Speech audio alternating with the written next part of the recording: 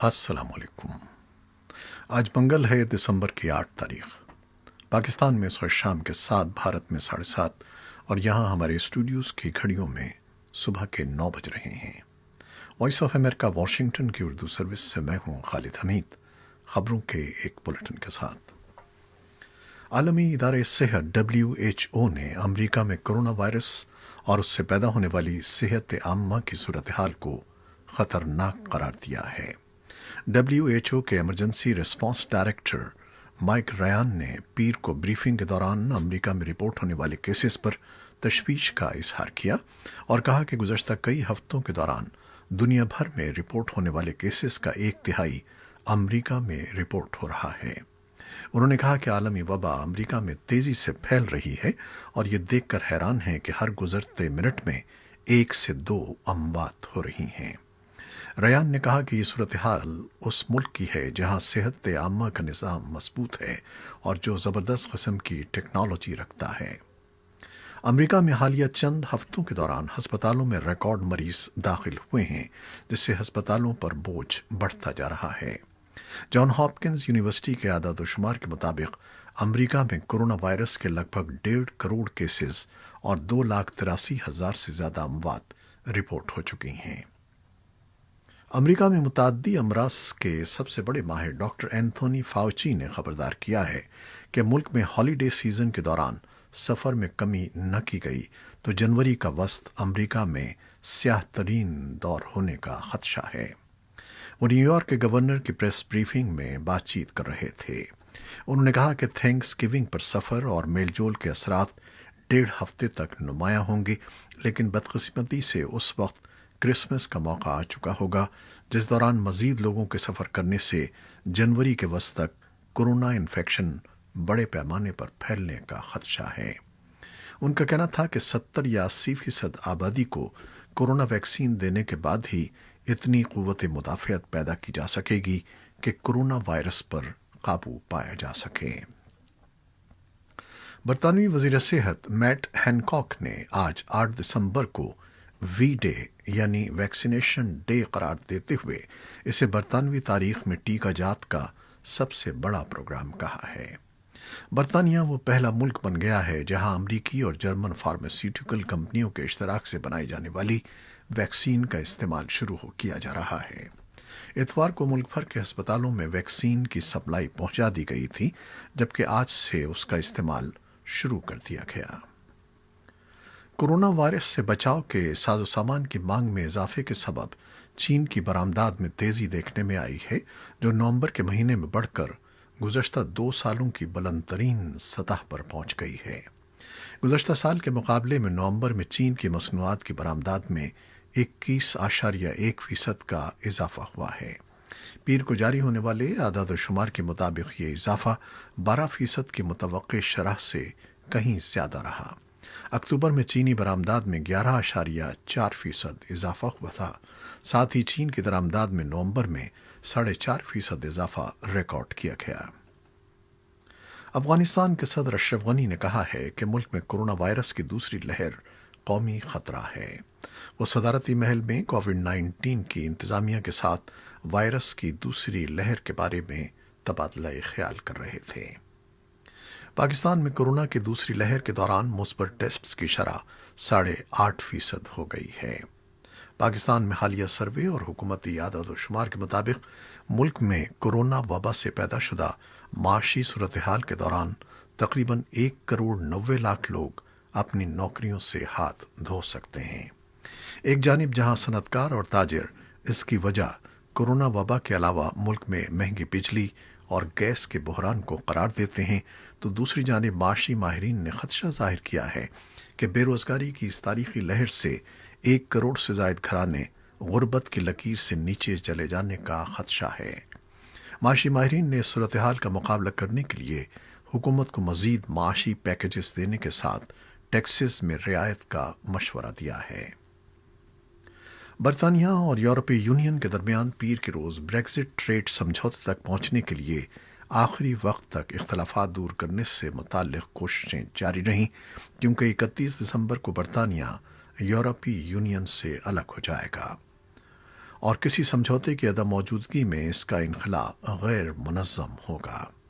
یورپی یونین اور برطانیہ کے درمیان پیر کو بریگزٹ ٹریڈ مذاکرات کا آغاز بھرپور انداز میں شروع ہوا، لیکن کوئی پیش رفت سامنے نہیں آئی۔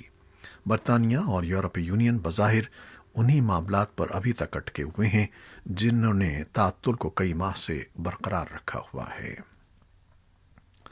پاکستان میں حزب اختلاف کی جماعتوں نے اتحاد Pakistan Democratic Movement P D M کی قیادت تحریک انصاف کی حکومت کے خاتمے کے لیے جاری احتجاجی تحریک کے دوسرے مرحلے پر غور کے لیے اسلام آباد میں جمع ہے۔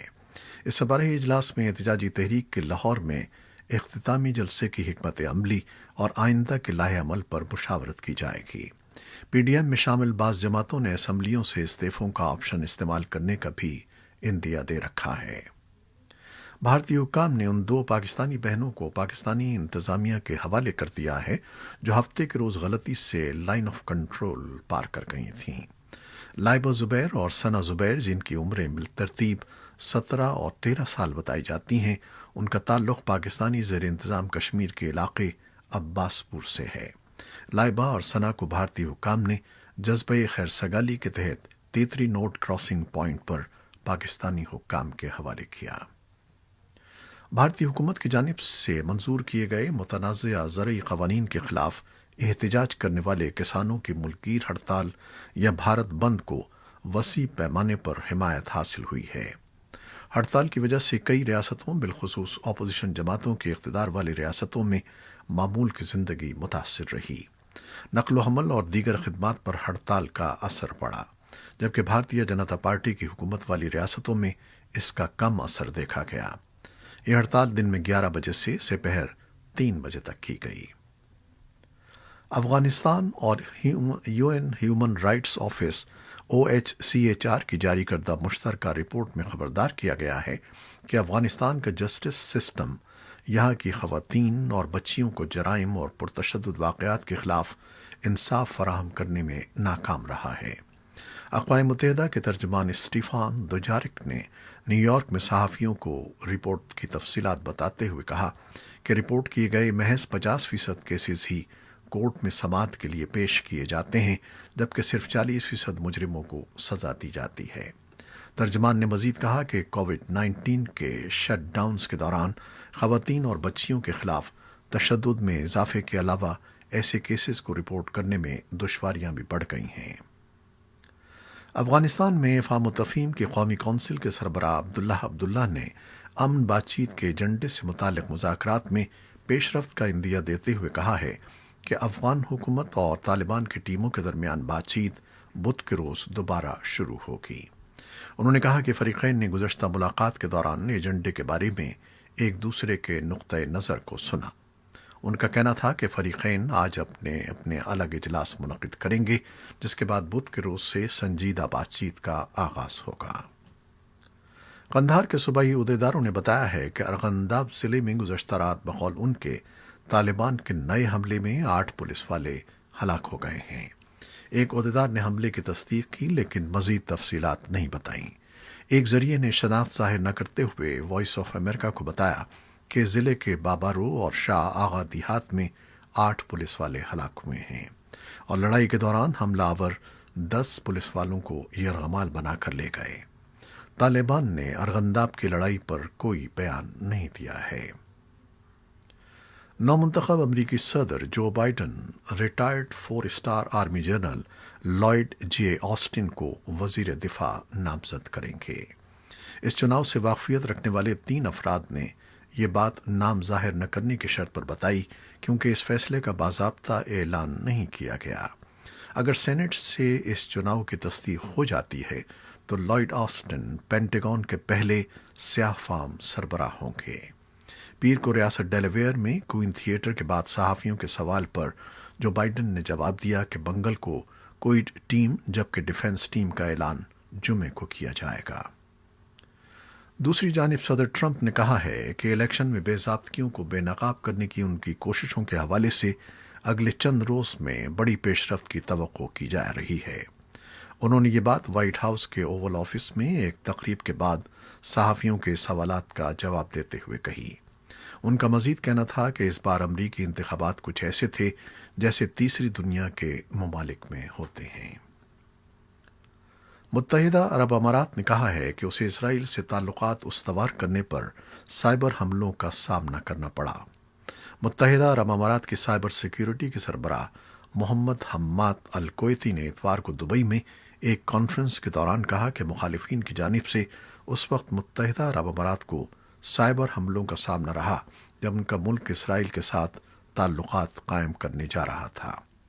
ان کے بقول یہ حملے متحدہ عرب امارات کے مخالفین کی جانب سے کیے گئے، تاہم انہوں نے کسی ملک یا شخص کا نام نہیں لیا۔ متحدہ عرب امارات نے 15 ستمبر کو اسرائیل کے ساتھ تعلقات قائم کرنے کا ایک معاہدہ کیا تھا، جس کے تحت دونوں ملکوں نے تجارت، سیاحت، ثقافت اور معیشت سمیت دیگر شعبوں میں مل کر کام کرنے پر اتفاق کیا تھا۔